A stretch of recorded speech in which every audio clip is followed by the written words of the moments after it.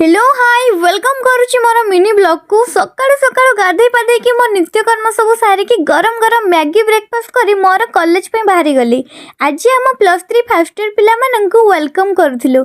सब पिला लाइन रे छिड़ा हे जाइथिले, तांको फूल चंदन दे आगो स्वागत कलु समस्तंकु। देन समाने तांको इंट्रोडक्शन सब देले। आम प्रिंसिपल मैम बहुत ही भला, मते कहले स्टेज को जाई कि किछि कहया पई।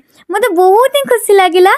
आम कॉलेज रे समस्त मैम सर बहुत ही भल, आम स्टूडेंट मानक से बहुत भल पाती। आम प्रोग्राम सरला परे बरा सिंगड़ा कचौड़ी व्यवस्था होता। आग सब फर्स्ट ईयर पिला मानक देलु, देन मु भी खाइली। ए सब अनहेल्दी खाइबा मते तो बहुत पसंद। एठी मो सांग मो सह मय मय करदेला।